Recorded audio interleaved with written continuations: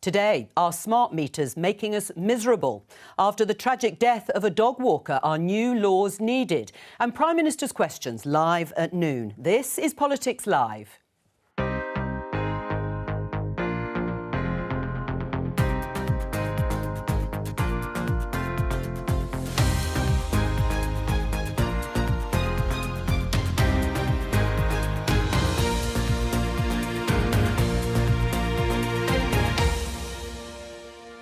Joining me today, Conservative MP Alex Shelbrooke, Labour MP Barry Gardiner, political strategist Joe Tanner and host of the Westminster Insider podcast, Alva Ray.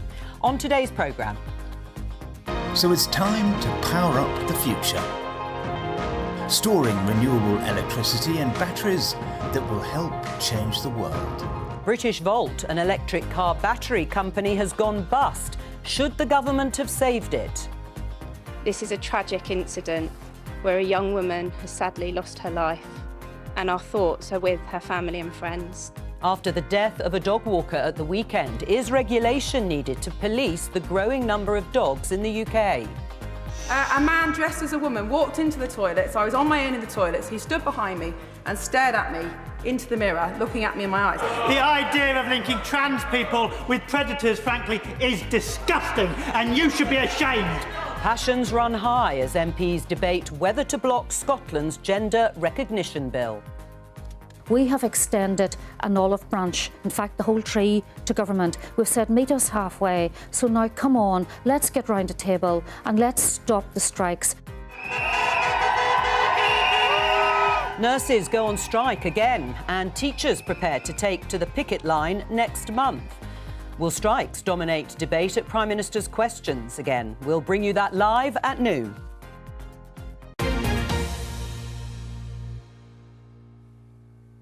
Let's start with inflation. The latest figure for December, it's dipped slightly, but it's still at a record high of 10.5%, with cost of living pressures, of course, continuing to bite. Much of the increased costs on households going on higher energy bills. And at the moment, of course, we are living through a cold snap, as you can see here from this weather map. Temperatures dipping far colder, actually, than expected, -7 and -6. Now, for people with smart meters in their homes, they can constantly monitor, as we can show you, the amount they're spending on their heating, literally minute by minute. And the question is it leading to heightened anxiety? Are they making us miserable, these smart meters, Joe? Well, they've caused some problems in my house. I've got a disabled mother who's in a wheelchair, and we moved the smart meter because of a renovation we had indoors. And I came in one day and thought, it's really chilly in here. And I have the heating on all day because she needs it. She's in a wheelchair, so moving around, you just don't get warm in the same way, and you can't get warm in the same way. And I said, what's happening? Is something wrong with the boiler? And her face was, well, no, have you seen what's happened? Like, look at the price on the meter. And I thought, my gosh, I just hadn't thought of it. And I could afford to pay for the heating. And I hadn't thought that she'd switched. She literally turned down the thermostat. And so I really thought, my goodness, I had no idea. And you know, I am in a position that I can pay for the heat. It is a lot, but I can pay for it. But that was in a house where my mum, you know, knew we had the money and but we just couldn't get her head around the fact that this was going up and up so much. She said it was like a one-armed bandit. Goodness the way me. She described it. What's your experience? Because you've got a smart meter. I do. And look, I think it shows that they work because it does make us conscious of just how much energy we're using. And I know I got one probably about half a year ago, or maybe a bit longer. And I did start, you know, making sure that I went round and switched the lights off after my son, and you know, it did change my habits. But I think what we're all waiting for is the really smart meters. In fact, these meters are pretty dumb. All they do is they show you how much you're using and how much it's costing. Whereas the next generation, we keep on being promised, will be the ones that are able to integrate with all your, you know, your washing machine and your fridge and your freezer, and actually begin to switch you on at the right times when it's cheapest and switch you off when it's not. And if they could have a cattle prod through the phone that then tells your teenage son to switch off the light or something, that would be even better. That's the one I want. Please, give us all your domestic issues here on Politics Live. I mean, do you think it's making people really worried and possibly a bit down when they see the sort of pound sign literally going up in terms of how much you're having to spend? Well, there'll probably be some of that, but I don't think it's smart meters per se that are worrying people. People know that the cost of energy is enormous, and you know, within our household, a bit like Joe, you know, we have the heat on a lot. This year we haven't. Now, I haven't got a smart meter. Well, I did have a smart meter, and then I switched supplier, and now that one doesn't work. I see, it's broken. It's there, and I can't be bothered to have them all round again, switching everything off, replacing it. But we know energy is expensive, and so you're just making those conscious efforts anyway. And I think that people are generally, it's probably one of the biggest worries is paying energy bills. And so I don't necessarily think it's down to a smart meter that's worrying people. It's that everybody's well aware of just how expensive energy is. Alva? Well, exactly. It's the cost of energy rather than being able to see it notching up and up. As someone who doesn't have a smart meter, I think it's almost just as bad, even if you can't monitor it, wondering how much all that's costing, and then occasionally sending a meter reading and then sort of being lumped with this huge energy bill, which kind of comes in the abstract and is often kind of just estimated and varies month to month. I think, you know, that's in a way just as bad. I think it's all very sad that I mean, in lots of cases, it's just making people more aware of their energy usage. This conversation kind of stemmed from a slightly funny Spectator Living article with this woman in a 5-bedroom, 4-bathroom loft barn conversion who's talking about her smart meter stress. But I think at the hard edge of it, these people are talking about making a choice between heating their homes or food. But sorry, I think that makes a really important point, because it's saying, well, you've got a big expensive house, why are you worrying about your energy bill? But it's a percentage increase. It's tripled from what it was. So you live within your budget. That has now tripled on those energy bills. So it's slightly, it's irrelevant to say the size, because people have to heat that. They made decisions when they did it, and their energy bills increased. So the worry of energy goes across the board. Well, that brings us to this, and perhaps you could comment, Barry, in the eye. Stop forcing families onto prepayment or prepay meters, warns the business secretary, Grant Shapps. Do you agree with him? Yes, I do. You know, prepayment meters, inevitably, it's the poorest people that are pushed onto. And they've got a slightly higher standing charge as well. And I think, you know, Alva's made the point very, very well, that it is the poor that are suffering most here. Yes, nobody likes to see their costs, their energy costs or any other costs increase in the way that they have. But the fact is that it's the poorest that are paying the price here, and they're not getting the return from government.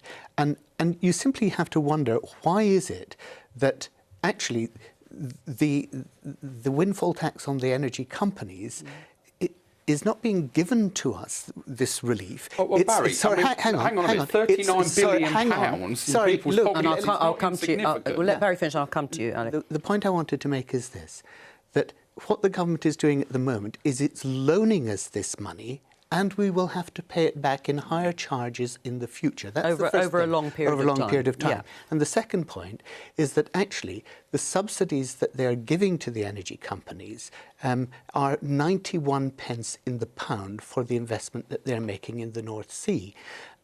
That seems to be absolutely outrageous, because it means that they're not actually, from those energy companies, from Shell and BP and so on, they're not actually taking that money at all, because they're giving it straight back to them with the other. Well, Alec will see that differently. But on the prepayment meters, I mean, they were brought in by Labour, I think, originally, to stop people being cut off if they defaulted on their payments. But now, I think the figures are around 3 million people with prepayment meters being disconnected for not topping up their meters last year.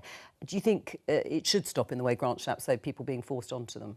Well, I think this is the point, isn't it? Is that I think the original policy, Labour policy, brought in with the best of intentions, and then as time goes by, it gets exploited to the point that they're getting forced. And I think it's right that Grant says, right, wait a minute, Ofgem, we need you to actually start looking at this, because this is going way beyond which I imagine, Barry, your government ever envisioned. And I think when those situations occur, it's right for the Secretary of State to say, well, hang on a minute, can we just address what's going on here? Is it being exploited? And give it to the independent body to take that that look at and see what's going on. Let's have a look at this headline in the Financial Times. British Volt's collapse drains UK hopes of building battery-making champion. This is the story that this company has gone into administration. It was a UK battery start-up. The majority of its 230 staff have been made redundant with immediate effect. Employees were told yesterday at an all-staff meeting. Should the government have stepped in to back the company and help it survive, Alec? Well, it couldn't get private investment. And we can put £100 million in and be exactly where we were. But let me throw you a complete curveball. I think it's the wrong approach.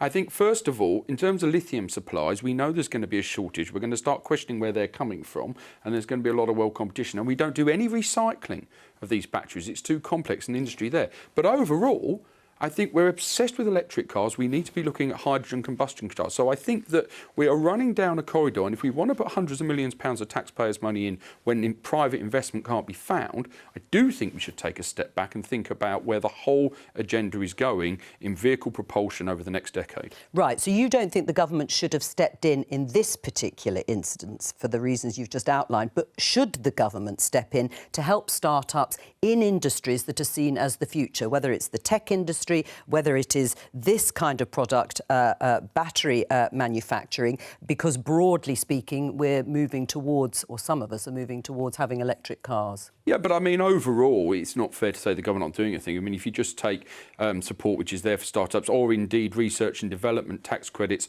which are going up 30% on last year as well. So, I mean, there's a whole package of things that move forward. But if you're faced with the situation we were faced there, was it right to put in £100 million of taxpayers' money when you couldn't get private investment? Barry? You're going to hear something you don't often hear from me, and that is, I don't know. Because I don't know why it was that Volt actually went into administration. I don't know what were the underlying causes. I don't know why it couldn't get the private sector capital. And I'd really want to look at that in order to be able to make a proper assessment.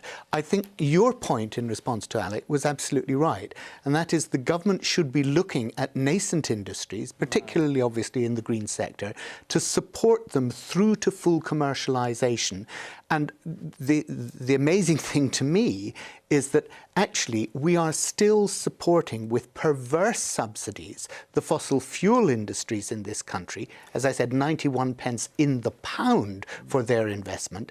I can't understand why we are doing that with public money when we're not supporting in the same way the renewables industries and other nascent industries that we're going to need. Barry, because well, every word that I said is entirely true. But research and development tax credits are available in the same way that they are for the oil industry.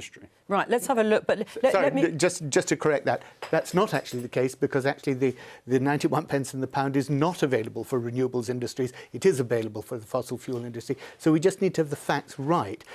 It is about choices, of course. Let's just show you this map. You can see battery plants where they've been constructed, I should say, or planned. You can see there are many more of them across Europe. To take Barry's point about a nascent industry, is this something the government should be doing? Alex says that there wasn't the private investment available, or certainly not right up until it went bust yesterday. Should the government cover that? It looks like it probably should have. I mean, I take Barry and Alex's points that there's a big question mark over why they couldn't raise the private investment. But I think it's entirely possible that private investors didn't want to make that huge upfront cost because there would be a bit of time before they would see a return on that investment. But the government maybe would be able to wait that out. I mean, when you look at that map, why does Europe think that we're going to need to invest in making loads of car batteries when the UK is so far behind? And in a way, it's a win-win-win for the government here, because so much of the offer in 2019 was levelling up, bringing great jobs and investment to these areas. These are exactly the kind of jobs that people talk about on both sides of the political spectrum. A green industrial revolution on the Labour side. These are the kinds of jobs that people want to see, and then it's paving the way for the energy transition as well. Jo? I mean, I agree with Barry. We don't know what's happened. And we actually could be sitting here now saying that company failed and the government had put in the 100 million. And why did they put the 100 million into a company that was perhaps mismanaged, perhaps there were serious... I mean, there's been a lot of reports, a lot of suggestions. I don't know what's true, but there have been allegations about some of the management, what they were doing, where money was spent, how it was spent. So we could be having a very different discussion, which 100 million is a significant amount of money if it had been. Discussion when, I've forgotten the name of it, the construction company went bust and the government have put billions into that trying to keep it up. I don't want to pretend I know what it is in case I slander another company, but if we remember about 3 or 4 years ago, there was a... Carillion, that's it. Government came in for huge criticism saying, why did you keep putting taxpayers' money in when you knew it was going to go bust? But there is a fundamental question about how you support businesses, what business support looks like and what that planning process looks like, because there are definitely people that have been involved in industrial strategy that are very concerned about sector deals that have happened in the past and now we're seeing the fruits of. They haven't happened. When Greg Clark published the industrial strategy, I remember it being written in the Sunday Times that it was the biggest yawn ever or something. It was kind of... It was actually quite rude about the strategy. But what he was trying to do was absolutely right. And actually, this is probably a product more about short-termism and how we're not looking at... But isn't that the point? On so many issues, social care and other things, that we haven't sorted out longer-term problems. So is this short-sighted? You're always going to take a gamble, aren't you, if you put a lot of money up front for a start-up that perhaps can't find billions? There's a better gamble.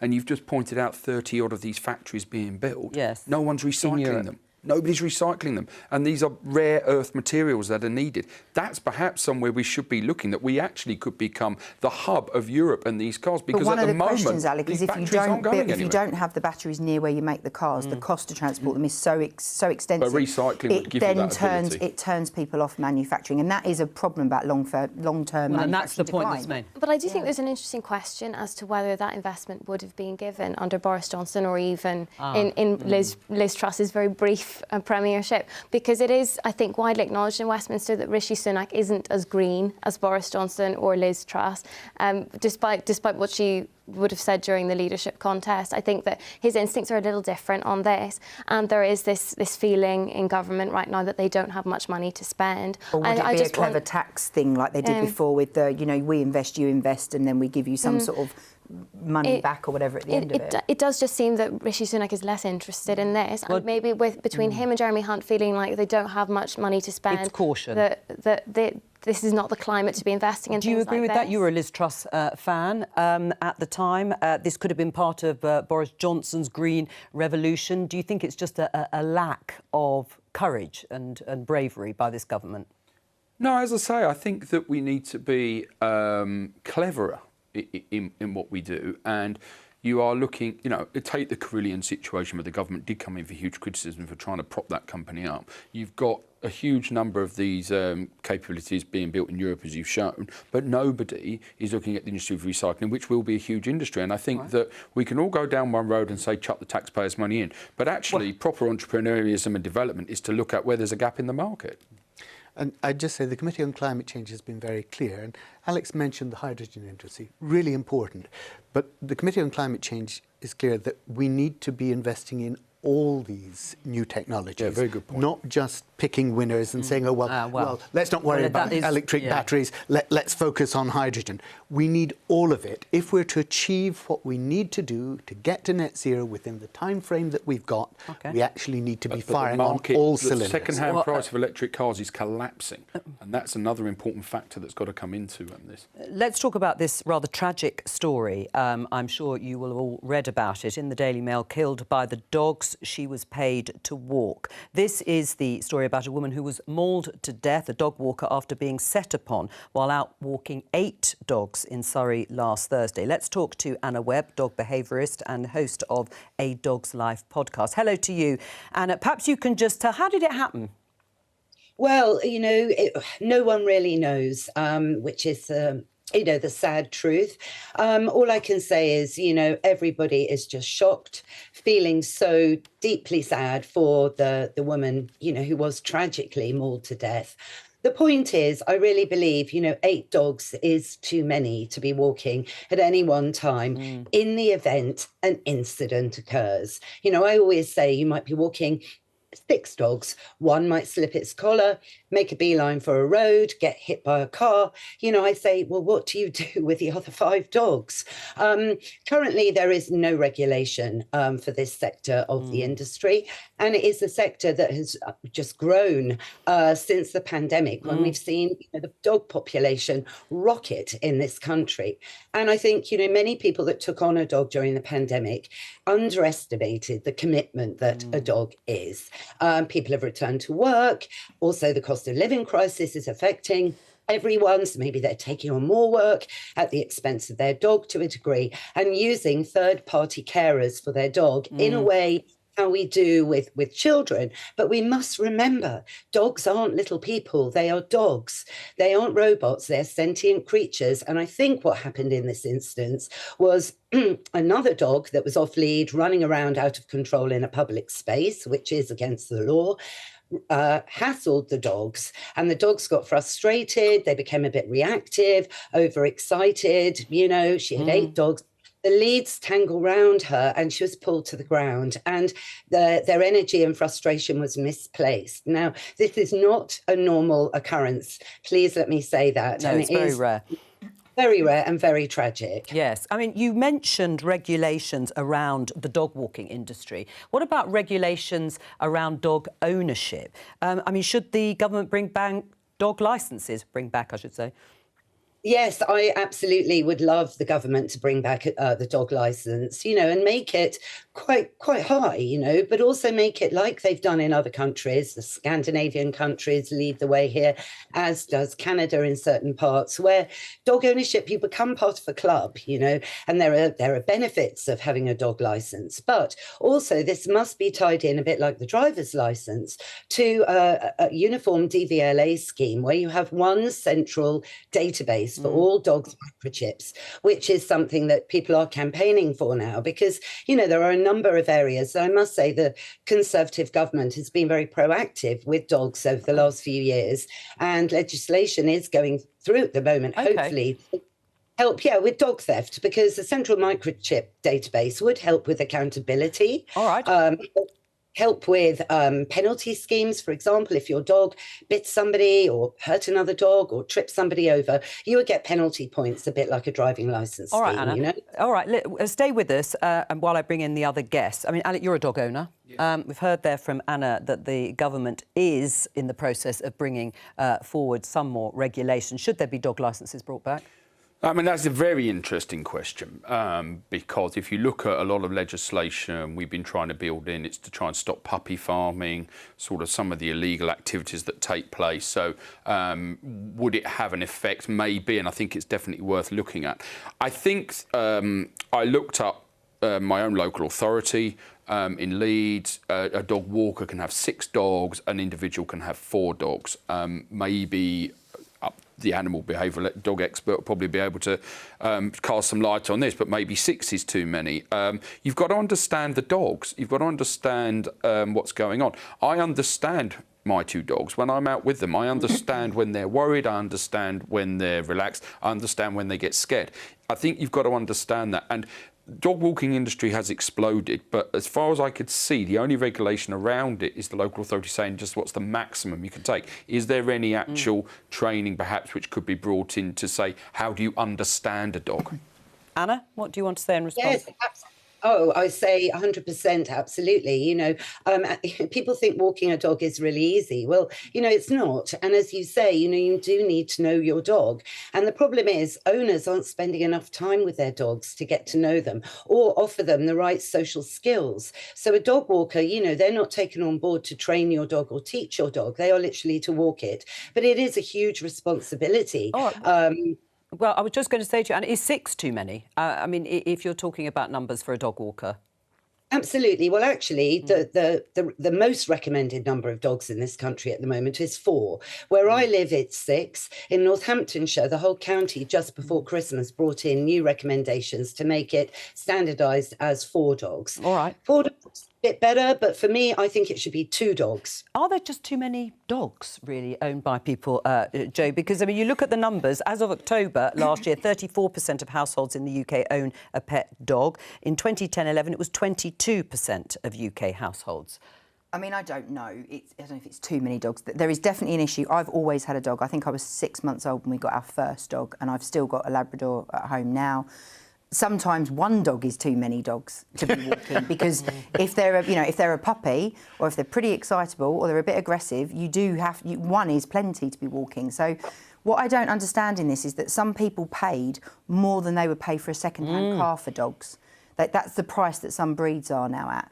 And yet they're prepared to let somebody go out and walk their dog and umpteen others at the same time. So there's a lot of questions. It's never a bad dog. It's always the owner.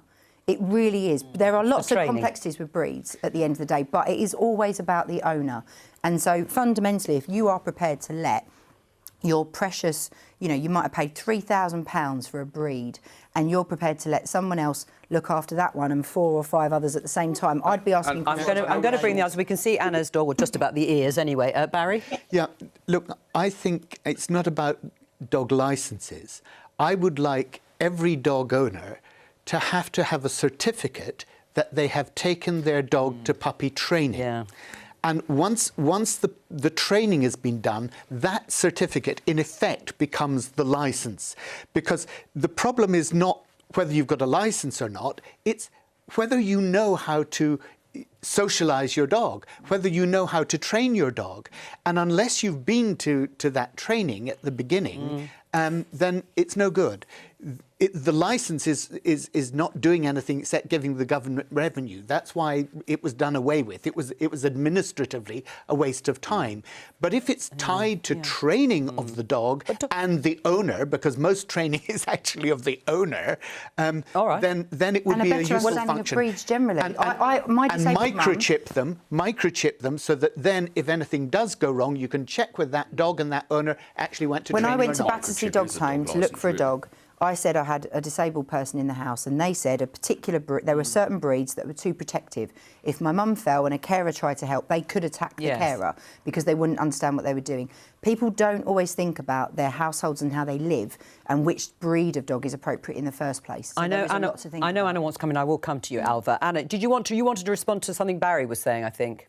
Yes, I was going to say, look, in terms of this DVLA scheme I was mentioning, I think all dog owners need to take a test, get that certificate before they get a dog. So just before you get behind that steering wheel, because I think a lot of people really at the moment don't understand what a dog really is and their needs. And also I would say puppy training, absolutely, but you train a dog through its entire life.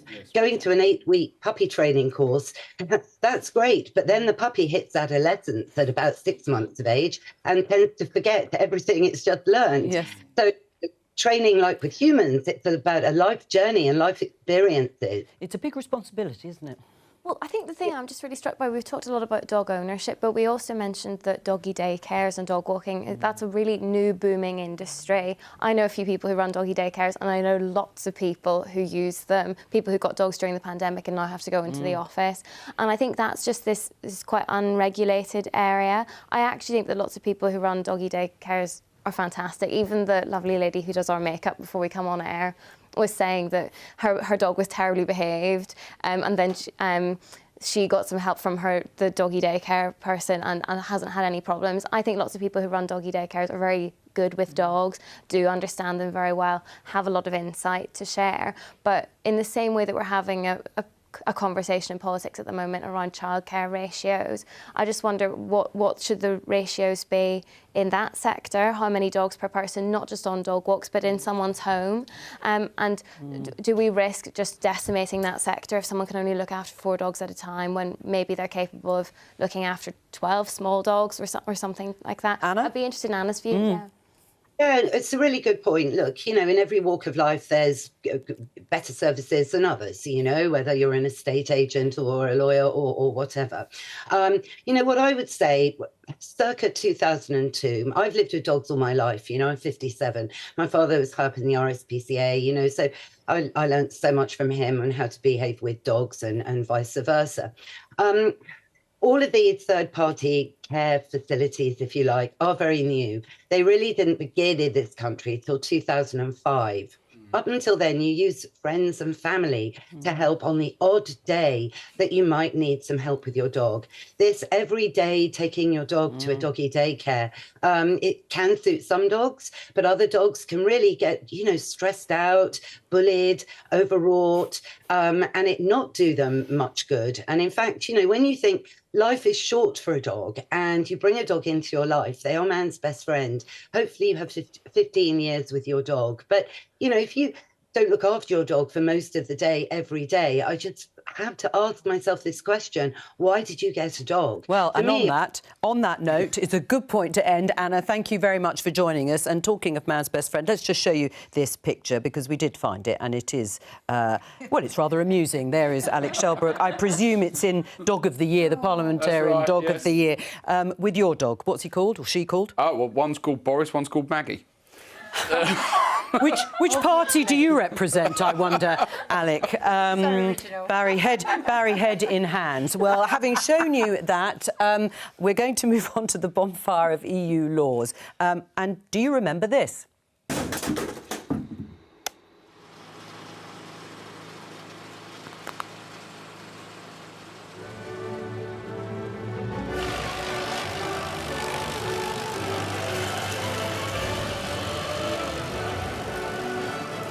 So that was a Rishi Sunak leadership campaign video from August of last year. Let's look at today's Express front page. Rishi, bonfire of EU laws will help boost growth. I like the way the will is underlined. The government's going to be challenged in the Commons over plans to scrap thousands of EU-era laws by the end of the year. You will have heard lots of talk about the bonfire of EU laws. Now, critics say the move will give too much power to ministers to get rid of potentially some important workers' rights and environmental protections. Let's have a look at one such law for the bonfire from this story in The Independent a year ago. Jacob Rees-Mogg hails chance to abolish EU restriction on vacuum cleaners as one of top Brexit opportunities. Alec, Jacob authored this bill. He described getting rid of this bit of regulation as one of the most interesting ideas his office had received when they asked for how to capitalise on the UK's newfound Brexit freedom. Is this the best we can look forward to? I think it's interesting choosing that particular piece because I think it shows when we talk about EU legislation, you will hear people talk about some really important areas that they don't want to see go, and you also talk about some are quite frankly the ridiculous areas, but it's all bunched into one. And what the bill seeks today is to give the government the power within the cabinet to say, right, we're getting rid of these, bringing back these, etc. So I think you talk about EU regulation and you've shown something which seems daft, but there also I'm not saying things, they are. Jacob Rees-Mogg seemed to think it was very important. Why is that story there? But at the same time, there are some very important aspects of EU law, and I think this is why the government needs the flexibility. Well, a lot of people think this is important because they wrote in to Jacob Rees-Mogg to say they need the flexibility to move quickly on all these laws, which is what I think this bill gives. Labour, Keir Starmer, has made much of saying we need to make Brexit work, we need to embrace Brexit. So would Labour do the same with this EU retained law, with these thousands of pieces of EU legislation? Let me make 3 points.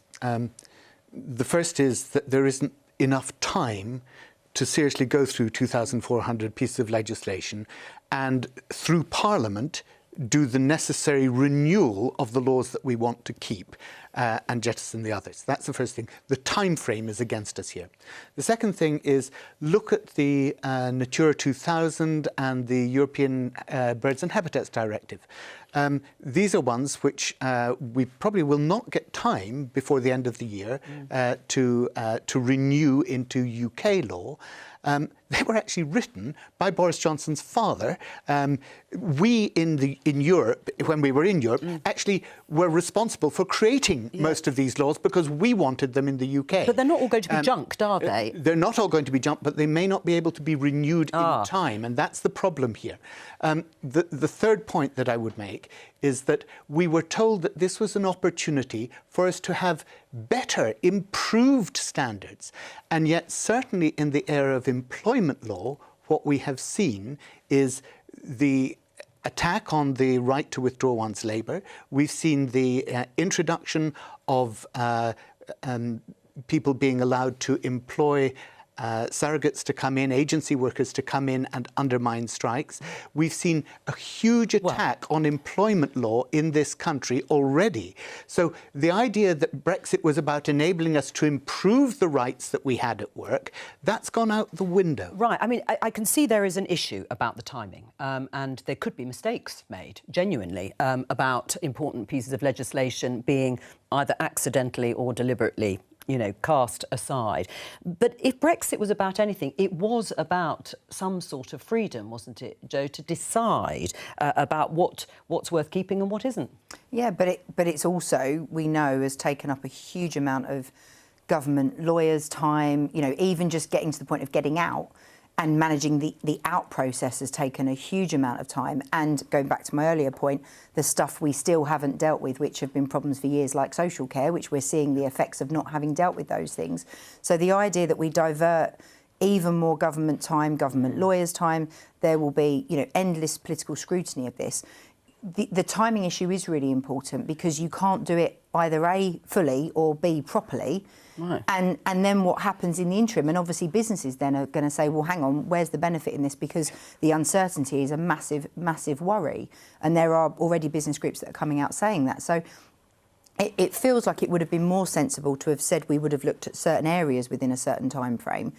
But it was a bit cavalier to go, we'll do all of it and do the sort of stunt that they did. As great as it looked, the reality is it was probably never deliverable. Can I just say the point that you make about business is really critical. And if you look at the REACH directive, that's the chemicals regulations that, again, we were instrumental in getting passed in Europe, the uncertainty for business over the transposition of those into UK law is causing huge problems and huge costs for British business. I mean, you're listening to the conversation. Are you convinced by this? Should the government just slow down? Should the government just sort of park this, to take the advice of Joe, do it sector by sector over a period of years? Well, I think there's probably some wise advice in that. But, of course, this is a bill which has got its second reading today.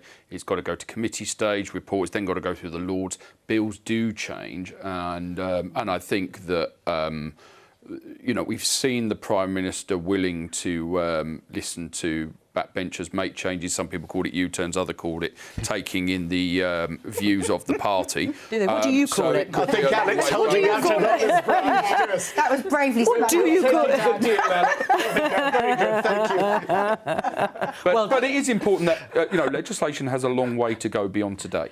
The end of the year it is. But the second reading today, that legislation's got a long way to go. Alva, you want to say something about that, and then I want to point you to the levelling up story. But yeah. Well, but I think the thing is that as Alec just diplomatically put it, taking on the views of the party is not just a question of the timing; it's who gets to look at this legislation. And the problem, you're getting backbench Brexiteers who would clearly love to see lots of these laws off the statute books and to change them. People like David Davis saying the problem with this is actually a lot of this scrutiny and decision-making will be done on Whitehall by civil servants and ministers, not by Parliament, the MPs who make our laws and should be there to review them. I think that's really the crucial issue. I think it just is the difference between the political campaigning and the reality. I mean, I remember being at Hustings during the Tory leadership contest. Rishi Sunak would get a huge cheer when he announced we'll have all EU laws off the statute books by the end of the year. Huge cheer, and for that mostly Eurosceptic audience. But in reality, even Brexiteers would like a bit more time and a bit more empowerment to look at this themselves. I've just been told, actually, the bill is further down the line than perhaps you thought. Rather than a second reading, it's third reading and report stage. Sorry, but I mean, it's got to go into the Lords. It's got to go through a long way yet. Right, but perhaps slightly less than originally thought. Some of this stuff was put into place when they could sit for hours. They don't sit as long anymore. So how are they going to get rid of them all in the time they've got available when they're spend standing orders like we did in the withdrawal agreement? It's going to be crazy. Well, that's something to look forward to, isn't it? All weekend looking at EU retained law. Yes, don't say that too loudly. Let's have a look in the Commons, because obviously we're going to Prime Minister's questions in just over 5 minutes' time. You can see their questions continuing as the chamber fills up. I want to draw you to another big campaigning slogan in the Times. Levelling up is so 2019, Alec, apparently. Rishi Sunak's Tories are now gauging up. I had to read this carefully to understand what gauging up... I thought it said gouging up when I first read it. Gauging up or stepping up. I think Lisa and Andy on your side had a slightly different phrase for levelling up. Does it still resonate with your constituents? Did it ever? I don't know. I mean, the reality you are is, the Conservative MP I'm not for a Rothwell member and of the Elmet. 80-20 group, so the first I knew about this was when I read it in the Times. But look, what I think what always comes down to the fact of the matter is what opportunities are people getting in an area? That's what they look at. And in Westminster, we can call it several things and do several things, but you're judged on your results. And there's a couple of years to go. You've got to have tangible results for people. And if And that so far, doesn't there exist, aren't any? Well, I disagree with that because, for example, No, I've managed to achieve infrastructure projects that I've been campaigning for years. You've got the rail upgrade. There's a lot taking place, And when people can see those tangible results, it doesn't matter what it was called, they'll be looking at, has this government done tangible results? That's the important point. I mean, tangible results, of course, that's what people want to see. It was a powerful slogan, levelling up, though, wasn't it? It was. Isn't it? I should say it still is. Well, it is, because it actually goes to the heart of what people are feeling. They're feeling neglected. They're feeling that they are disempowered. Actually, in many areas, whether it's housing or health or employment, they're feeling very vulnerable.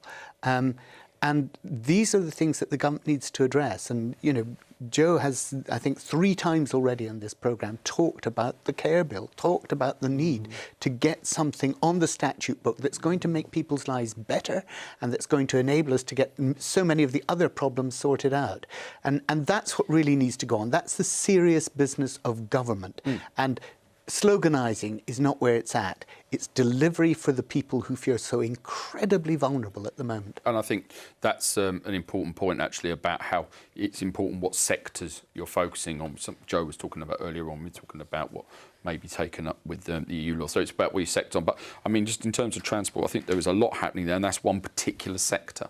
And there are other sectors that need to be looked at as well. Is levelling up not going to survive as a slogan? Well, I'd love to see what's behind this, because there's got to, in my view, from where I've sat in terms of advising, is it that levelling up has become a dirty word in the focus groups, in polling? Is it not working? Is it that levelling up as a whole is not going to be achieved in the way it was promised in the 2019 manifesto? So let's change it, because then we can't mark it in the same way. The reality is, you know, it was a very powerful slogan. So if you're then going to ditch it, there has to be a significant reason why. And the only thing I can think is that the marking of the homework, when you're looking ahead, because let's face it, we are all now in pre-election. We're looking at 2024. This year is all going to be about leading to that.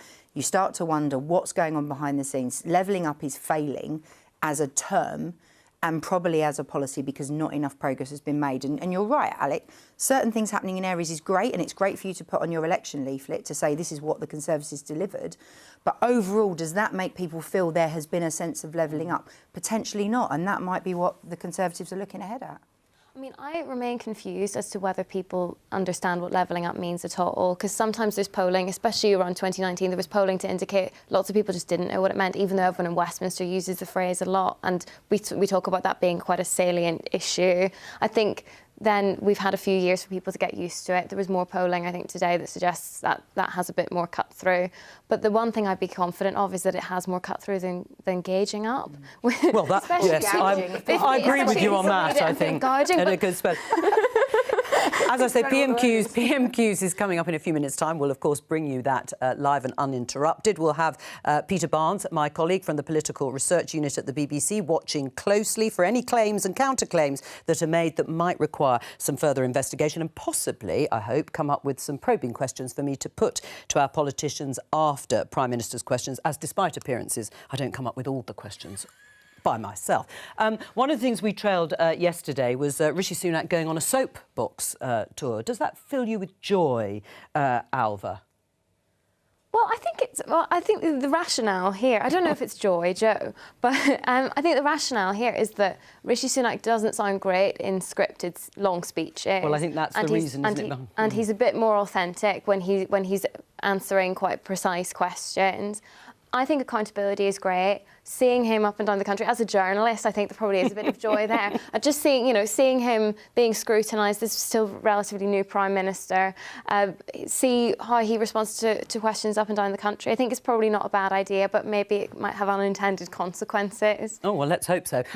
You're nodding away, as was Barry. Yeah, I agree with Alva, and I think that, I always sort of defend the journalistic trade, because I think it is the responsibility of a politician to be able to answer the questions. If they can't, they're in trouble. Quite right. So I think getting out and going around and actually reacting to it, I think actually is really valuable when you're able to handle that and you answer the questions and you do what you're doing, because then the public are seeing it in a different aspect. So yeah, I agree with you, and I think it's a very clever move. I'm all for politicians going out there and getting on their soapbox.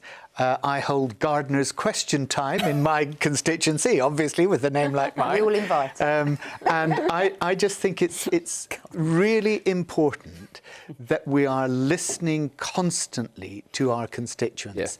Yeah. If you're not doing that, then for all the sort of plans you have for legislation in Westminster, if they're not rooted and grounded in people's problems because you've knocked on their doors or somebody's thrown you a wobbly question in the street, then actually they're not going to be the right laws that we pass. But I mean, the point of this is to boost the headline that we showed yesterday, is to boost the Tories' electoral chances, because they've been languishing in the polls, 20 points behind. Is that going to do it? Well, there's a chance. I mean, I remember working with Boris, and years ago we were the first people to put him onto one of these talk shows. We did it.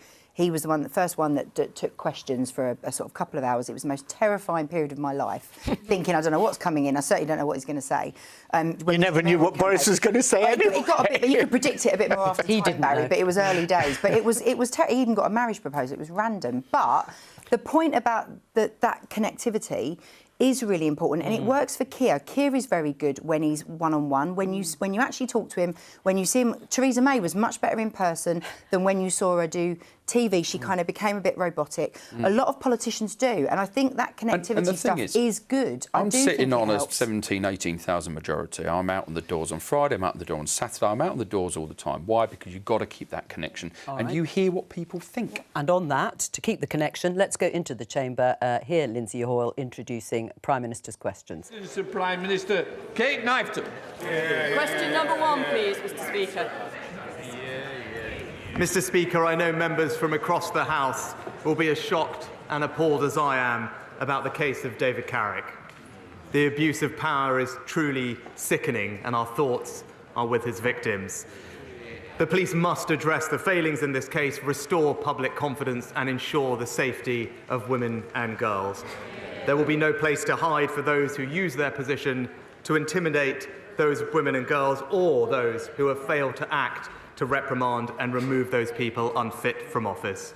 Mr. Speaker, this morning I had meetings with ministerial colleagues and others. In addition to my duties in this House, I shall have further such meetings later today. Kate Knifton. Thank you, Mr. Speaker. As the project champion for the North Midlands Manufacturing Corridor, next week I'm bringing together businesses, leaders and local councillors from across the region in Parliament to set out to Department for Transport officials the importance of the A50-A500 corridor. The Prime Minister understands the importance of investing in our infrastructure and unlocking the potential of our towns and cities. So will he urge government colleagues from Bays and DLUC to attend the meeting and to hear more about the benefits this investment would bring to our region? Mr. Speaker, the government recognises the strategic importance of the A50-A500 corridor to the Midlands. I know final decisions on this scheme will be made in the third road investment strategy, which is fully published next year, but I know my honourable friend will be contacting ministers in the relevant departments to invite them to hear her case. We now come to the Leader of the Opposition, Keir Starmer. Thank you, Mr. Speaker. Can I join with the Prime Minister in his comments about the dreadful case of Carrick? Mr. Speaker, it's 3 minutes past 12. If somebody phones 999 now because they have chest pains and fear it might be a heart attack, when would the Prime Minister expect an ambulance to arrive? Mr. Speaker, it's absolutely right that people can rely on the emergency services when they need them, and that's why rapidly implementing measures to improve the delivery of ambulance times and indeed urgent and emergency care. But I'd say to the honourable gentleman, if he cares about ensuring that patients get access to life-saving emergency care when they need it, why won't he support our minimum safety legislation? Mr. Speaker, the Prime Minister can deflect all he likes, but for the person suffering from chest pains, the clock started ticking straight away. Every minute counts. That's why the government says an ambulance should be there in 18 minutes. In that case, it would mean just about 12:20. Now, I know he doesn't want to answer the question I asked him, so I'm going to ask him again. When will that ambulance arrive? Mr. Speaker, because of the extra funding we're putting in to relieve pressure in urgent and emergency care departments, because of the investment we're putting in ambulance call handling, we will improve ambulance times as we are recovering from the pandemic and indeed the pressures of this winter. But I say to the honourable gentleman again, because he makes my case for me, he describes the life-saving care that people desperately need. So why, when in other countries like France, Spain, Italy and others, why is he depriving people here that care? Mr. Speaker, he obviously doesn't know or doesn't care. I'll tell him. If our heart attack victim had called for an ambulance in Peterborough at 12:03, it wouldn't arrive until 2:10. These are our constituents waiting for ambulances I'm talking about. If it was Northampton, it wouldn't arrive until Order. Mr. Blister, I hope you want to see the rest of the questions out, because I want you to be here, but you're going to have to behave better. Come on, Keir Starmer. Mr. Speaker, I'm talking about our constituents. If they were in Northampton, it wouldn't arrive until 2:20. If they were in Plymouth, it wouldn't arrive until 2:50. That's why someone who fears a heart attack waiting more than 2.5 hours for an ambulance. Not the worst case scenario, just the average wait. So for 1 week, will he stop blaming others, take some responsibility and just admit under his watch the NHS is in crisis, isn't it? Well, Mr. Speaker, I noticed the one place the honourable gentleman didn't mention was Wales, where we know ambulance times are even worse than they are in England, Mr. Speaker. No, and the reason that is the case, because this is not about politics. This is about the fact that the NHS in Scotland, in Wales, in England is dealing with unprecedented challenges, recovering from COVID, dealing with a very virulent and early flu season, and everyone is doing their best to bring those wait times down. But again, I'll ask him, if he believes so much in improving ambulance wait times, why won't he support our minimum safety legislation?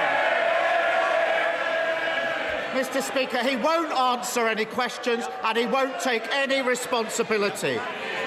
By 1 o'clock, our heart attack victim is in a bad way. Sweaty, dizzy, chest tightening.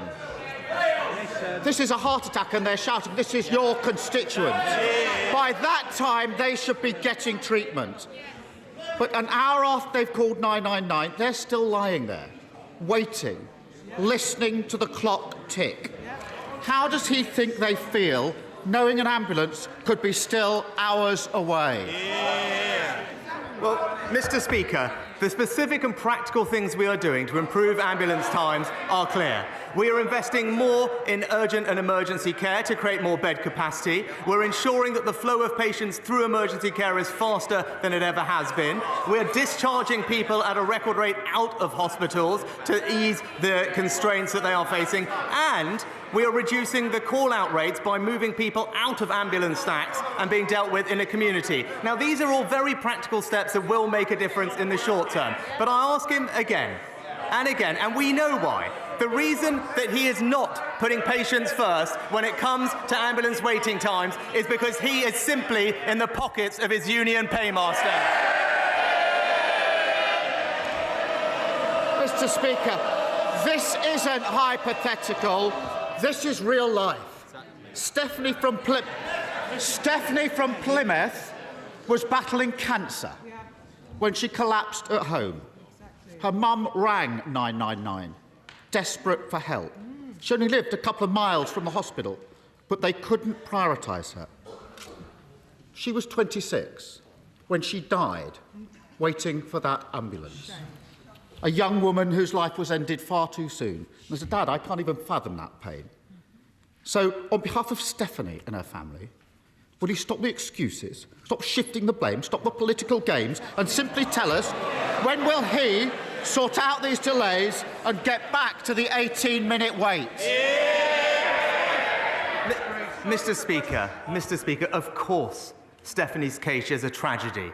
Of course, people are working as hard as they can to ensure people get the care they need. But he talks about political games. He is a living example of playing political games when it comes to people's healthcare. I've already mentioned what's been going on in Wales. Is he confident in the Labour-run Wales NHS that nobody is suffering right now? Of course they are, Mr. Speaker, because the NHS everywhere is under pressure. What we should be doing is supporting those doctors and nurses to make the changes that we are doing to bring the care to those people. But I'll ask him this. If he is so concerned about making sure that the Stephanies of the future get the cares they need, why is he denying those families the guarantee of emergency life-saving care?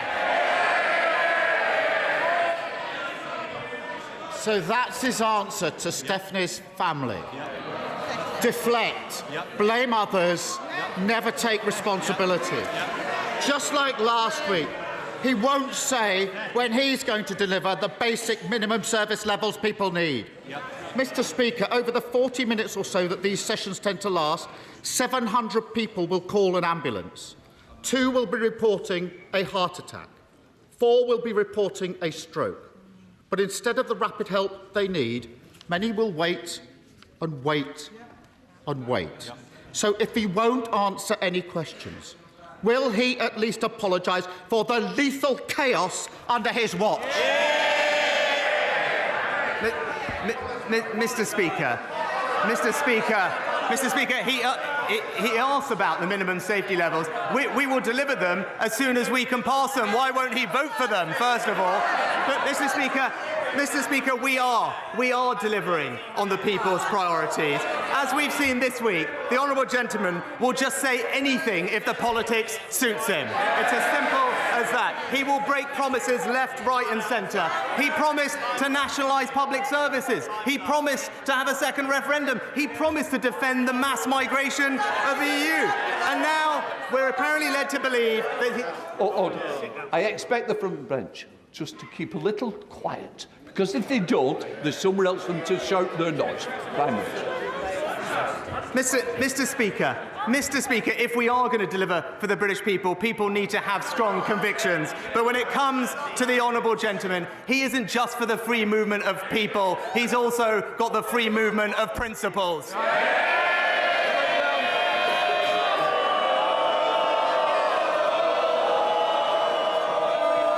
Mr. Speaker, another one lost here. On Monday, the independent Net Zero review was published by my honourable friend, the member for Kingswood.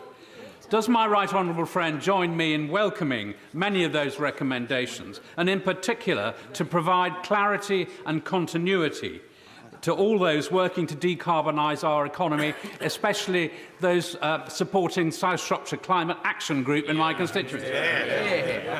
Well, Mr. Speaker, can I thank my right honourable friend, the member for Kingswood, for his review, but also pay tribute to my right honourable friend for his work in this area. I'm pleased that the report recognised the UK's leadership in tackling climate change and catalysing a global transformation in how other countries are dealing with it.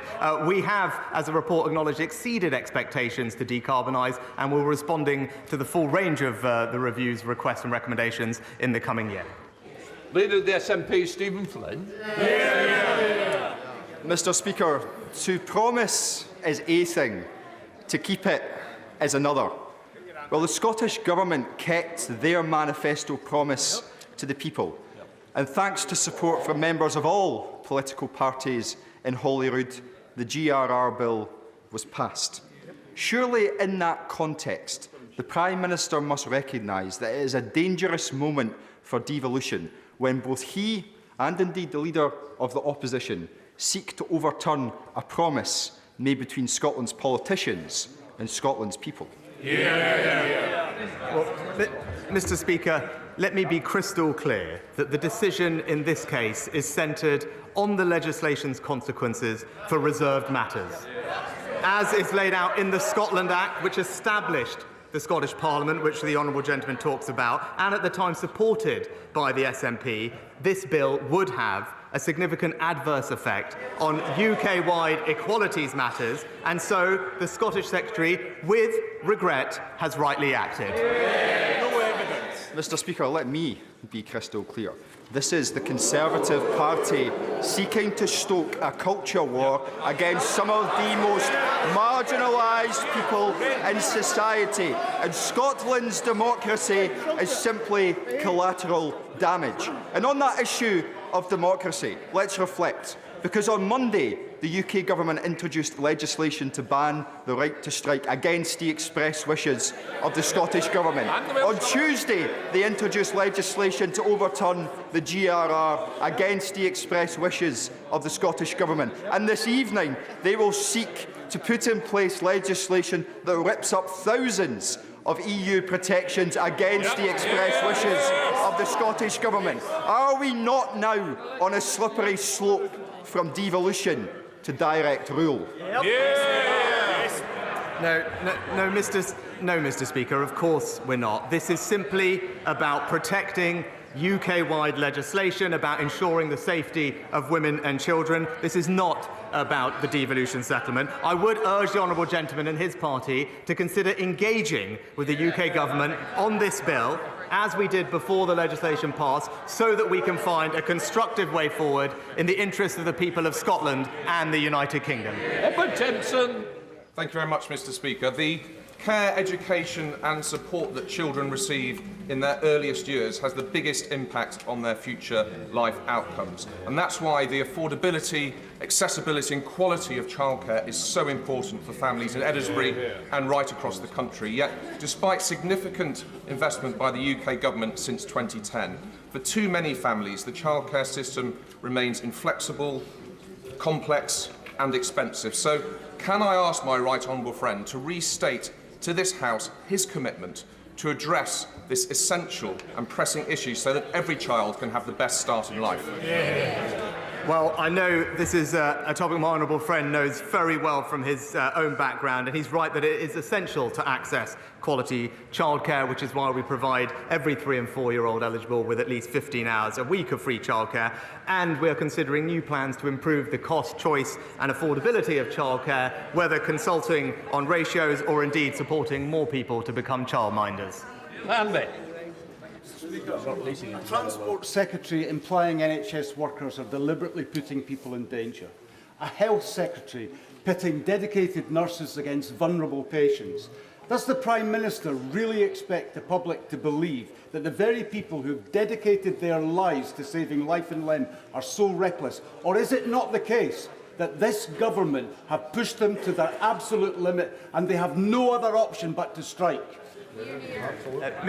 Mr. Speaker, we have enormous respect and gratitude for all our public sector workers, especially those in the NHS, which is why we have backed them with not just record funding, but also record investment in more doctors and nurses, 15,000 more doctors, 30,000 more nurses, and more life-saving equipment, which will help them do their jobs. And we continue to want to engage constructively in dialogue with them.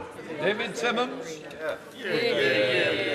Well, thank you, Mr. Speaker. Ruislip, Northern and Pinner has a great many car-dependent, older and disabled constituents, many of whom are horrified to read that the Mayor of London may have manipulated the outcome of his own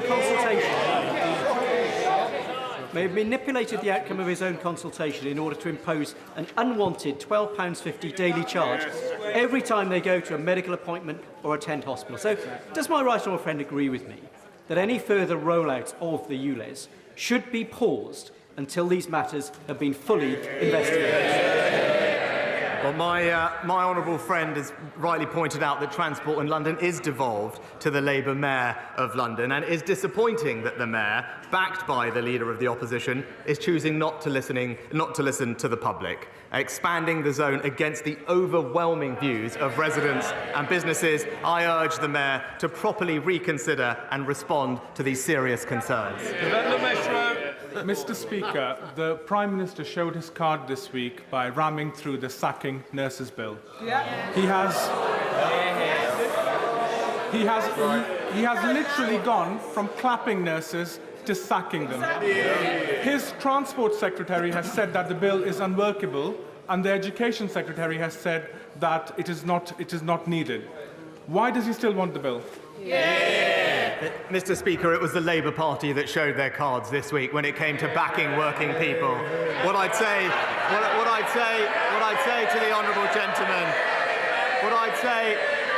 to the honourable gentleman, if he really cares about supporting patients, if he really cares about children getting the education they receive, if he really cares about working people being able to go about their lives free from disruption, he should join actually in legislation which is prevalent in many other countries, ensure minimum safety levels in our critical public services, and get off the picket lines himself.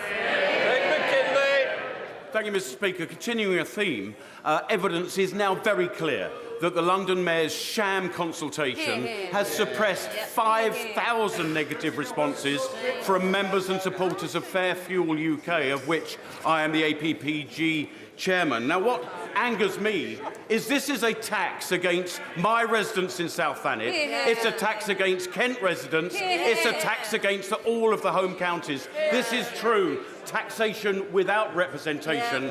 And when my right honourable friend assure me he will do all that he can to stop this, because it is a tax that is a fill-up against a failed mayor's budget and a failed mayor.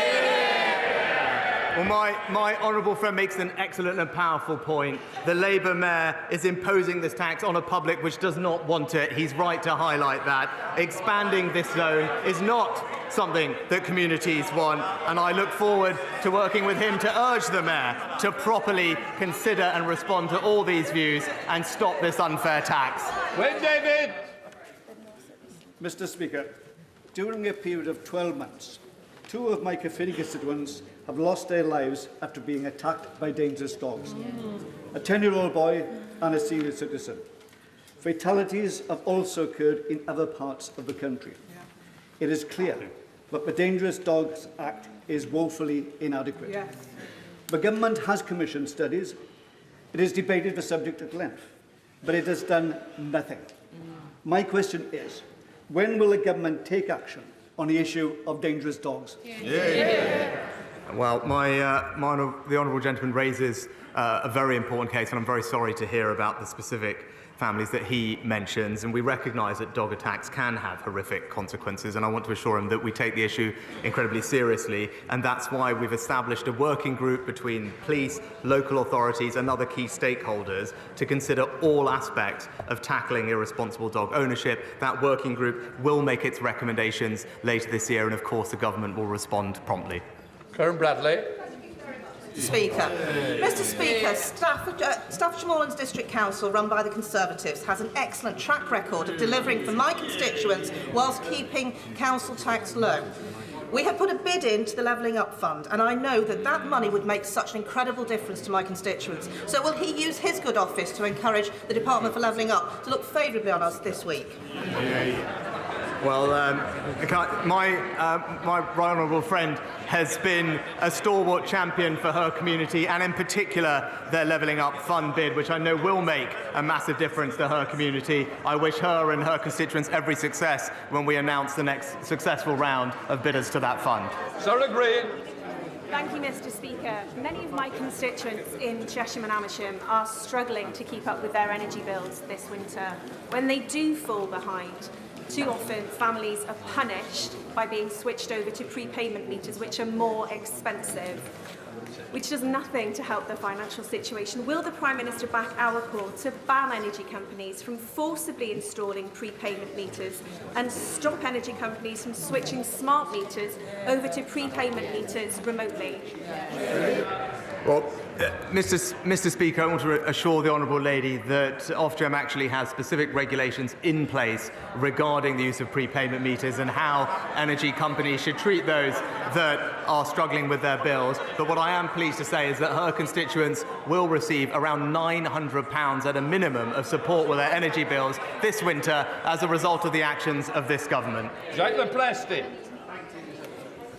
Will my right honourable friend join me in paying tribute and thanks to the several thousand people at MOD Defence Equipment and Support at Abbey Wood in my constituency who work tirelessly to ensure that the military equipment and supplies that we have pledged to the people of Ukraine are dispatched quickly and efficiently?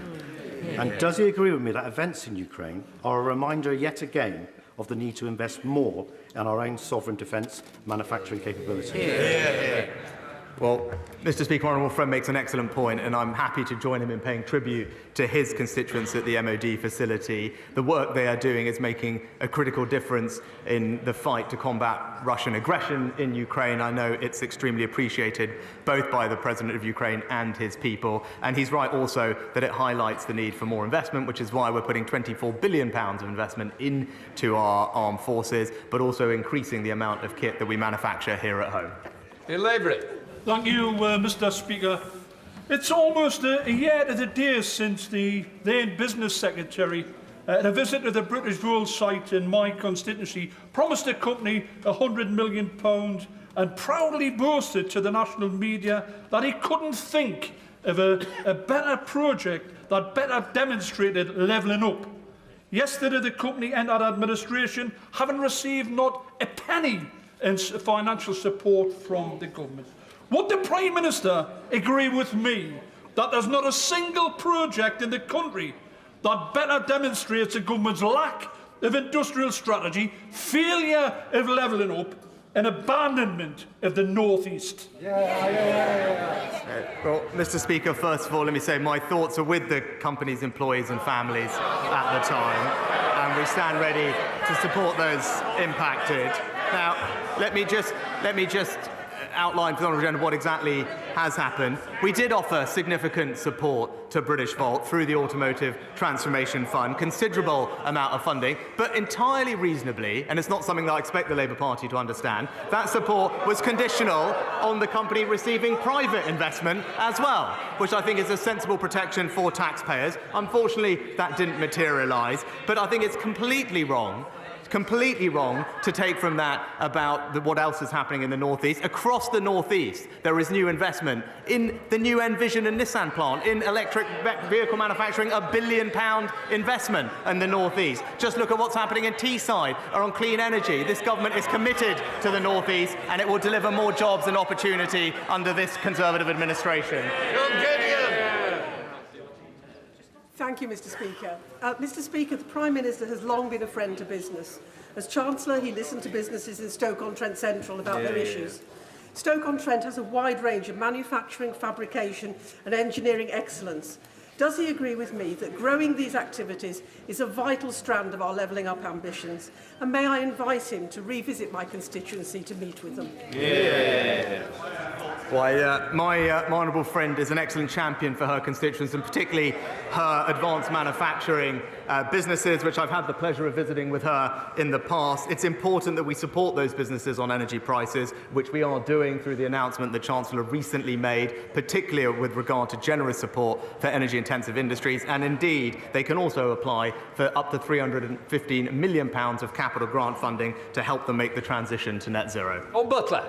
Thank you, Mr. Speaker. Mr. Speaker, when I had breast cancer, I had phenomenal nurses. When I had to be rushed to the A&E, the ambulance crew looked after me. Unison, GMB, they're on strike because no one's negotiating with them. Mr. Speaker, for the first time in the Royal College of Nursing history, they have balloted and they are on strike today. I've spoken to the General Secretary of the RCN. She's adamant she wants to end the disputes. She just needs a meeting with the Prime Minister. Will the Prime Minister show leadership and meet with the RCN? Just a simple yes or no. Mr. Speaker, at the turn of the year, the government wrote to all unions, including the RCN, to invite them for frank, open, honest, two-way dialogue with relevant Secretaries of State. I'm pleased that those meetings are happening in a range of sectors, and I hope that we can find a constructive way through this. Speaker, as we approach Holocaust Memorial Day, colleagues can sign the early day motion, they can sign the Book of Commitment, they can attend the various commemorative services. I have to report some very sad news to the House, that the well-known Holocaust survivor, Ziggy Schipper, died at the age of 93 in the early hours of this morning.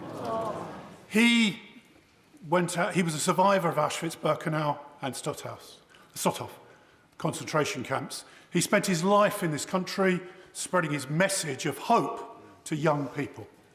Will my honourable friend join with me in thanking Ziggy for his life, for his message, which is very vitally important as we sit here today. Do not hate. Well, Mr. Speaker, I'm very sorry to learn that Ziggy has passed away, and my thoughts are, of course, with his family. I know he was a man with wonderful, wonderful energy and humanity, and I pay tribute to him for his work, and indeed all Holocaust survivors who have so bravely shared their testimonies. We must have never forget the Holocaust, and as my honourable friend rightly said, I know the whole House will join me and him in echoing Ziggy's message, which is poignant and accurate. Do not hate. Graham Stringer.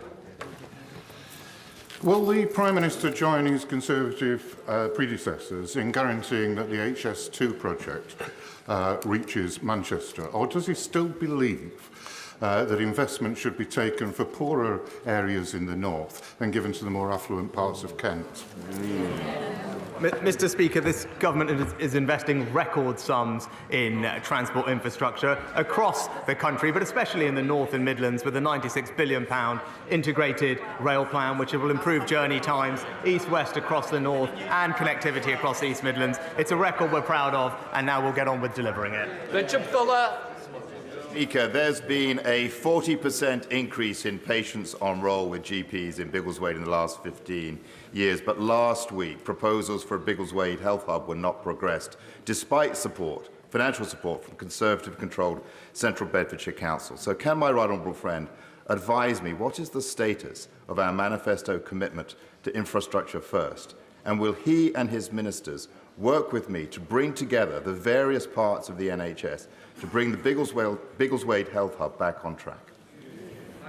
Well, I'd be very happy to organise a meeting for the honourable gentleman to discuss how to progress his project. He's right about the importance of primary care. There is more investment going in, but we want to make sure it works for his constituency, and I look forward to arranging a meeting with him with the relevant minister. Thank you, Mr. Speaker. The Prime Minister is well aware of the injustice of prepayment meters, not recently because he commented on it earlier in a question, because it's long-standing. Higher tariffs and higher social charges. Why then has he allowed a situation where hundreds of thousands have been forced into that penury at a time when winter is upon us and prices are rocketing, and where we face a situation of 8.4 million people facing fuel poverty in April?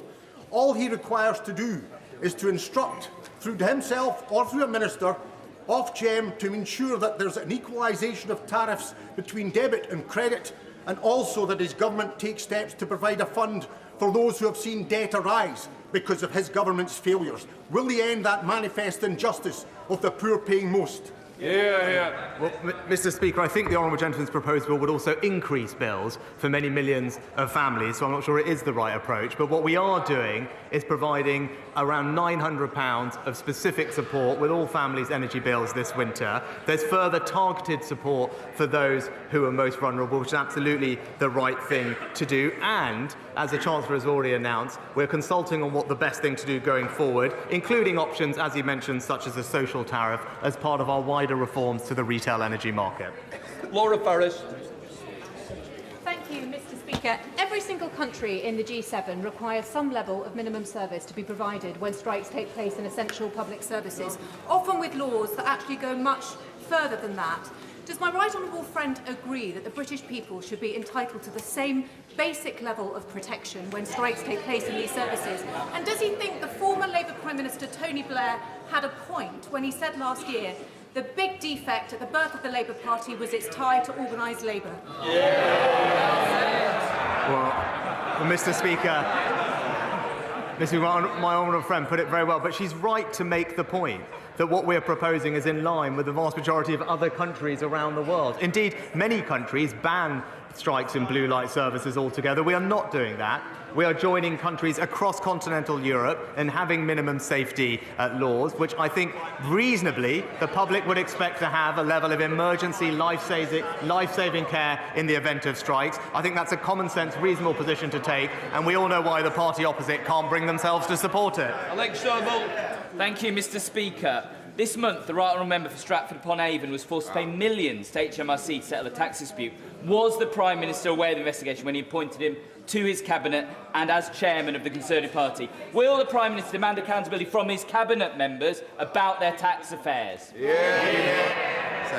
Well, Mr. Speaker, my honourable friend has already addressed this matter in full, and that's nothing more that I can add. Speaker, if I may, I would like to begin by putting on record this House's heartbreak at the tragic death this morning of our friend Dennis, the Minister of Interior Affairs in Ukraine, and his deputy, and all those who were killed in that tragic accident. I'm sure this House is united in our feeling on that. Turning to more local affairs, as many have pointed out, the government, I understand, is in the final furlongs of giving out its levelling up bids, and I must ask him to look kindly upon building the borough market of the Midlands and building a future Meditech hub in Rutland. So can he assure me that not just urban, but also rural areas will be levelled up? Well, Mr. Speaker, let me join with my honourable friend in paying tribute to the family of the Interior Minister in Ukraine. I know our thoughts will be with him at this difficult time. And also I can confirm to her that this government believes levelling up should apply equally everywhere across our United Kingdom. Urban and rural communities up and down the country will get the benefit of having the investment that they deserve, making sure that we can spread opportunity and ensure everyone has pride in the place that they call home. Thank you very much, Mr. Speaker. David Cameron said the Scottish Parliament was one of the most powerful devolved parliaments in the world. Yet the Prime Minister continues to block the Scottish Parliament's clear mandate to allow Scots to choose their own future. And on Monday, he sent his MPs through the lobbies to deny Scottish workers the right to strike, despite overwhelming Scottish Parliament opposition. And on Tuesday, he sent his Secretary of State for Scotland to block an act of the Scottish Parliament voted for by 70% of MSPs, including Tories. Does he still think that David Cameron's ridiculous assertion holds any water whatsoever? Mr. Speaker, there have been 347 acts passed by the Scottish Parliament, which is undeniably one of the most powerful devolved legislatures anywhere in the world. In this exceptional case, it's clear that the Act does have adverse consequences for UK-wide equalities legislation. So in those very exceptional circumstances, the Scottish Secretary has regretfully taken the decision to block passage of the legislation. But as I said previously, we want to engage in a dialogue with the Scottish Government to ensure that we can find a constructive way through. The British people rightly expect us to be able to control our borders, so I was very pleased that the Prime Minister made one of his 5 priorities the need to stop the boats in the Channel.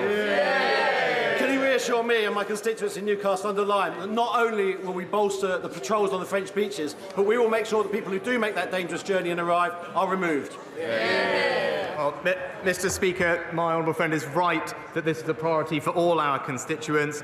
He's right to highlight the new deal that we have with France, which increases funded patrols on French beaches by 40%. And as he said, we must go further to solve this problem once and for all. And that means introducing new legislation that makes it unequivocally clear that if you enter the UK illegally, you should not be able to stay here, but instead will be swiftly detained and removed. We're going to leave Prime Minister's questions at this point and bring you any developments if they are particularly important. Let me welcome our guest for this part of Politics Live, Lucy Fraser for the Government, Housing Minister in the Department of Levelling Up, Lucy Powell, the Shadow Culture Secretary for Labour, and the BBC's Chief Political Correspondent, Nick Eardley. Welcome to all of you. It was a pretty angry, actually, set of exchanges there between Keir Starmer, the Labour leader, and Rishi Sunak, the Prime Minister. Keir Starmer Starmer setting out in quite a sort of chilling way, if you like, using timings to say that ambulance waiting times have increased to the extent that somebody suffering a heart attack might not get picked up by an ambulance and taken to a hospital and given life-saving care across the country because of ongoing strikes. He called on the Prime Minister to take responsibility, be accountable. He didn't offer a particular solution himself. The response from Rishi Sunak, equally testy by the end, was to say, well, you're making this party political. What about the situation in Wales, where there is a Labour government? And why don't you support our minimum service legislation? Are we getting anywhere with the strikes here?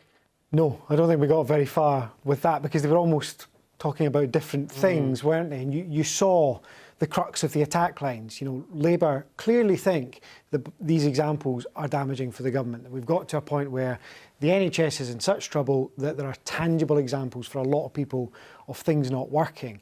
And at the same time, we've seen it said time and time again by the Prime Minister, haven't we? That reference back to the union barons and Labour being in hock to them, it feels quite repetitive at the moment. It felt quite similar to last week's Prime Minister's questions in some ways, but the two aren't really engaging with each other on the substance of those points, more the politics of it. Yeah, they're talking past each other. I mean, we've talked about the ambulance waiting times. That was the specific question that Keir Starmer put to the Prime Minister. Peter Barnes, I said, from the BBC's Political Research Unit, was watching those exchanges and has been looking at ambulance waiting times in England compared to ambulance waiting times in Wales, where there is a Labour government as opposed to the UK Conservative-wide government. Yeah, Joe, it's actually very tricky, really, to compare the two nations because they do collect stats in slightly different ways. They have different categories of ambulance call-outs. In England, we have what are called C1, C2, C3, C4. So C1 are the most severe cases, whereas in Wales it's red, amber and green, so they just have 3 categories there. I've been looking into the stats. Keir Starmer was really mostly talking about the second category, so people who might be suffering from a heart attack, and he gave instances of particular parts of the country where the waits are particularly bad. But the latest stats we have for England are pretty terrible across the whole country. For that category of call-out, the average waiting time in December was over an hour and a half. So some of the places are worse than that and some of the places are better, but the average was 1 hour and 32 minutes. Now, we don't have comparable figures for December in Wales yet. They will at some point come out. But in general, Wales is only looking at its targets are primarily about its most acute cases. So that's the red cases in Wales, which I suppose would most closely be aligned to the C1 cases, the most acute cases in England. And there we can just about draw a comparison. The most recent month I've been able to find comparable data for is October last year, where in Wales the mean average for a red call-out was just over 10 minutes, and 10 minutes and 2 seconds to be precise. And in England it was just under 10 minutes, 9 minutes and 56 seconds. So Rishi Sunak's claim that it's worse in Wales, if that's the sort of thing he's thinking about, I'm not sure. It is slightly worse, but it's very, very close. And the truth is ambulance waiting times are very bad in both countries, both in England and in Wales. And so for questions, I think, for your panellists, for Lucy Fraser, it's when is this going to get better and what are the causes of the problem? It's not just the strikes. These are the averages on non-strike days. This isn't caused by the strikes. And for Lucy Powell, why is it just as bad in Wales? Does having a Labour government not make any difference? Peter, thank you very much. Lucy Fraser, let's start with you. When is it going to get better? And it is absolutely true that this is really an accumulation. It's not just down to the strikes. Well, we know it's very challenging in the NHS, and we know that they have seen COVID. They've seen, additional people going in because of flu. But this also predates COVID, doesn't it? But the flu started in November, so we have had increased pressures, not just in the UK, but across the world. That's why the Prime Minister has put in an extra £14 billion over the next 2 years for exactly this, to cut backlogs and for emergency care. So speeding up discharges from hospital, an extra 7,000 beds. But it is important to take into account the point about minimum safety levels, because the strikes do add to this burden. And I've been in meetings where we've been discussing, do we know the day before how many ambulance services are going to operate on the next day in the strike day? So this is adding significant pressure to an already challenging time. Is that the government's only solution to resolving these strikes? You want to point to strikes. You say they're exacerbating the situation in terms of backlogs and waiting times. People might point to underinvestment, the rate of increase of money going into the health service since 2010. It has slowed. But is that the only thing that the government wants to talk about, is minimum service legislation to sort out this huge problem? Absolutely not. But it's all Rishi Sunak talks about. Well, he's challenging the Labour leader on it because I think it's an important question. But you talked about funding. We have record investment into the NHS, £165 billion for 2024-25. That's much more significant than over the last few years, even when we've been putting more and more year on year into the NHS. All right. Well, why isn't it better in Wales, Lucy? We heard Peter Barnes setting it out there. There may not be direct comparisons, but it isn't any better. Well, I don't think they are direct comparisons, but I'm not a Welsh politician. I'm not here to answer for those questions. But obviously, the NHS budget in Wales is set by Westminster. Judge Labour, by its record when we were in charge of the UK government, waiting times... But you've just said about record levels of investment. If you think it's about money... Waiting times in England, Scotland and Wales were record lows ever when we last left government. So these are structural problems because it's not just about putting in the money at this last minute here. The reason why we have such long waiting times for ambulances is a symptom of so many things that are wrong in our NHS, particularly around care in the community, discharge and so on to care homes, because at any one time in a hospital, there are dozens and dozens, if not hundreds and hundreds of patients who are ready for discharge but have nowhere to go. So that backs up throughout the hospital. We understand. My husband's an A&E doctor, so he's working incredibly hard at the moment, trying to deal with this huge demand in workload. Ambulances are stuck outside A&E because they can't come into A&E because people can't get out of A&E to get into a hospital because they can't get out of a hospital because they can't get to social care. So we might have record investment in the NHS, but we obviously have a massively bigger population and an ageing population, but we've seen huge, so what's your resolution in social care. Right, what's the resolution? Because that's what I didn't hear from Keir Starmer. You have equally compellingly set out the problems, the issues and the concerns, but what's the resolution? Why won't you at least support the minimum service legislation? At least that would guarantee a skeleton service that would actually guarantee for patients countrywide, not just individual contracts. Why won't you do that? Because there is a minimum service level agreement. As I say, my husband's an A&E doctor. Nurses in A&E would never go on strike. They don't go on strike.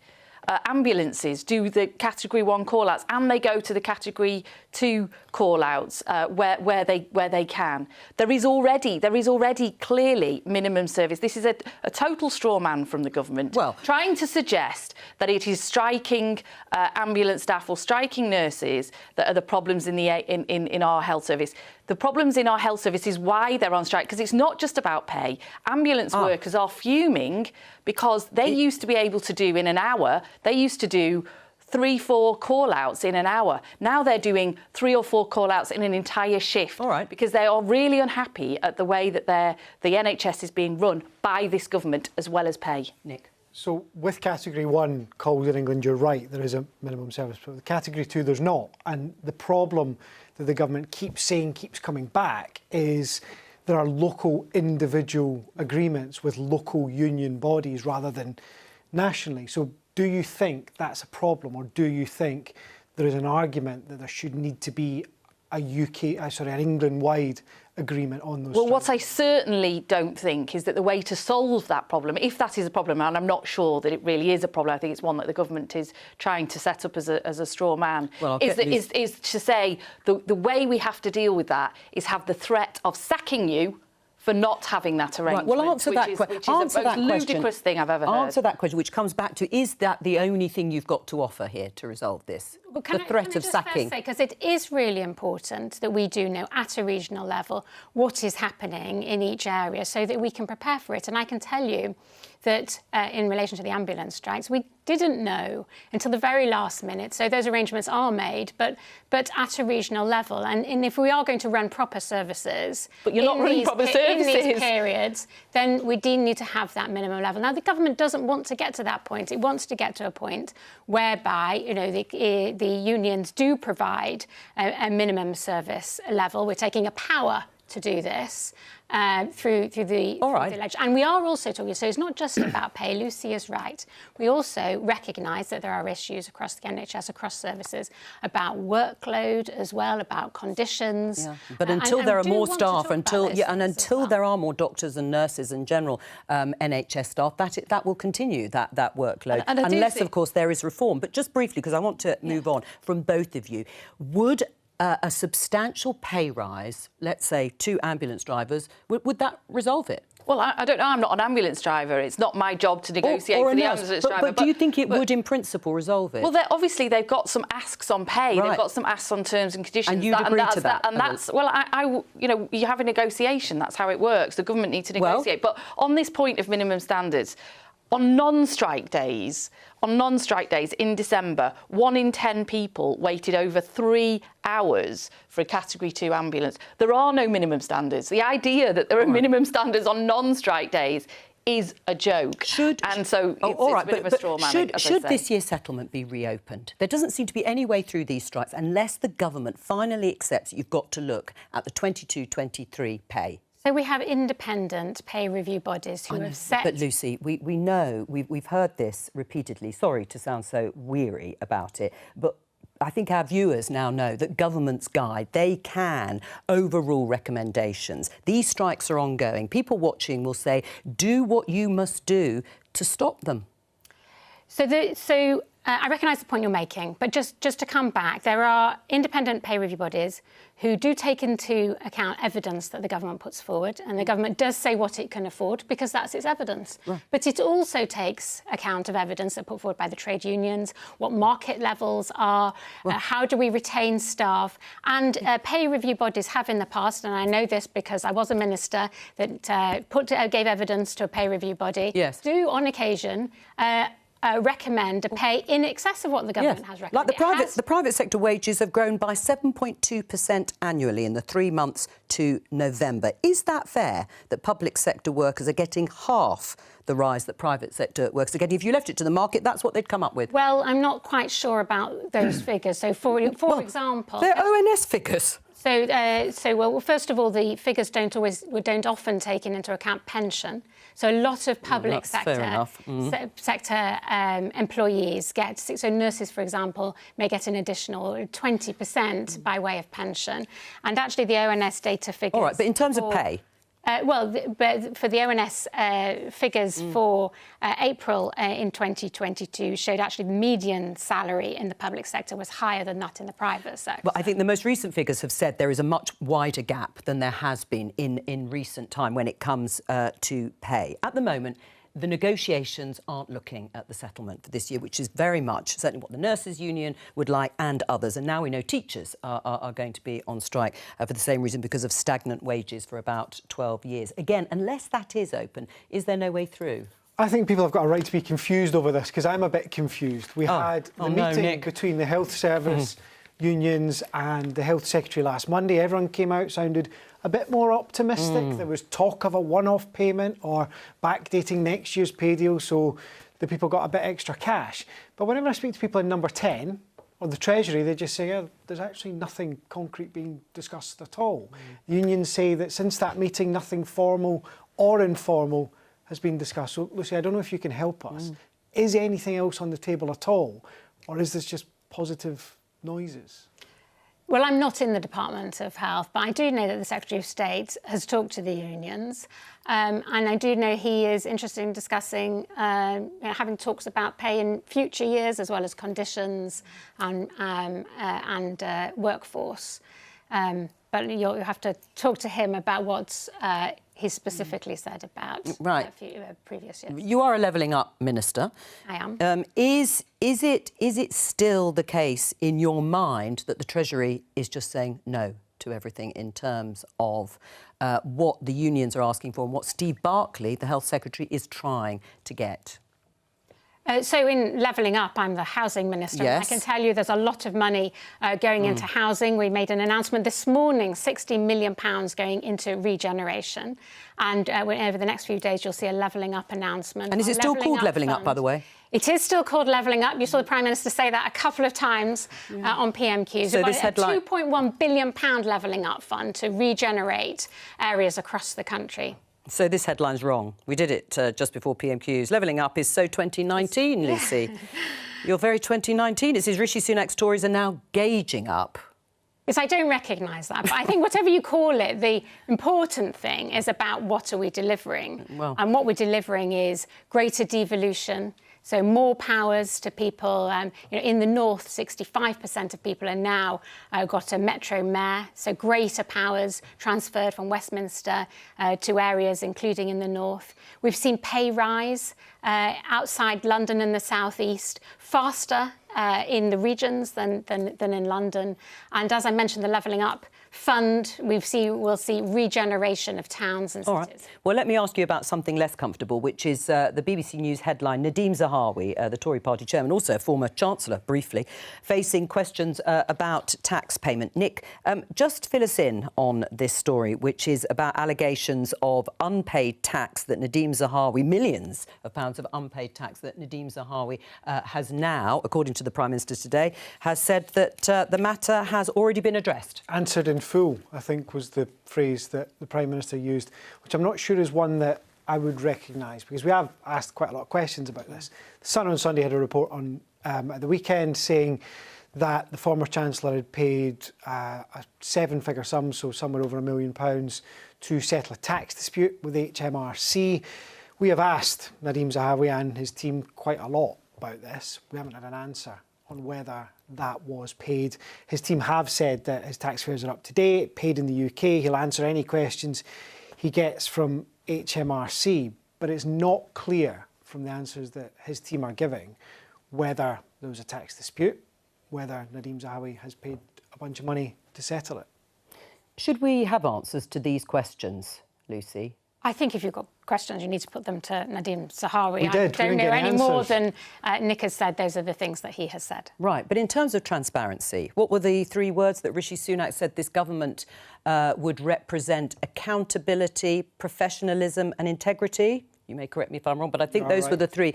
Is that in the spirit of that mantra for this government, with questions around a former Chancellor in terms of his tax affairs? Well, I think, as Nick said, he said his tax affairs are up to date and he's happy to answer any questions that HMRC put to him or... Oh, well, I mean, would you recommend that Nadeem Zahawi perhaps comes on a programme like this to answer these questions himself, bearing in mind he is a senior politician in the government? Those questions are going to continue, and they'll continue in studios like this. Well, I think that's a question you have to ask Nadeem. Right. I mean, does that satisfy you, Lucy? Because we also had a Conservative MP on yesterday saying, look, if it's been addressed, then we shouldn't be nosing into the private affairs of every MP. You'd agree with that? Well, look, I think it's a question of judgment here, isn't it, of the Prime Minister, actually, because he's the guy who appoints these people. You're not telling me that the former Chancellor, Rishi Sunak, didn't know personally that there were outstanding issues relating to the tax affairs, the multi-million-pound tax affairs of a member of the Cabinet at the time when he was Chancellor, yet he then went on to appoint that same person to his Cabinet. And it's not just Nadine, is it? It's also, we've got Dominic Raab being appointed as the Deputy Prime Minister when the Prime Minister knows that there are several allegations that are under investigation around bullying and harassment in that department. It was. And I think there are suggestions that he knew before, but he's certainly not dealt with it. He's not dealt with it. Well, we have had a response from Mr. Zahawi's spokesman, who said that his taxes are properly declared and that he has never had to instruct any lawyers to deal with HMRC on his behalf. As he has previously stated, Mr. Zahawi's taxes are properly declared and paid in the UK, the spokesman said. Well, yeah, but I mean, I think as we've got millions of people around the country frantically doing their own tax returns this month. You know, the idea that you can sort of dip in somewhere and pay several million pounds of owed tax, I don't know. But as I say, I think this is these are not really, in that sense, questions for Nadine Zahawi. They are questions for the Prime Minister's Well, and he was judgment. asked about it. Just before we go, Nick, the SNP leader in Westminster understandably raised the issue of the conflict, now the constitutional conflict between the UK government and the Scottish government over the gender recognition certificates. It looks as if it's going to end in the courts, this, doesn't it? I think there'll be an attempt to judicial review it from the Scottish Government, which will look at whether the UK Government followed its own kind of rules for making these decisions. So, yes, I mean, this is going to roll on and on and on, both in terms of the politics of gender and the politics of how that decision was made. Yes or no? Is the government doing the right thing with the Section 35? Well, all we've seen is this set of reasons, not actual legal yes advice. Or no? It feels like a nuclear option for quite a small, area of disagreement. But the two should have got round the table and resolved it before now. Well, we're around a table now, but from all of us here, bye-bye.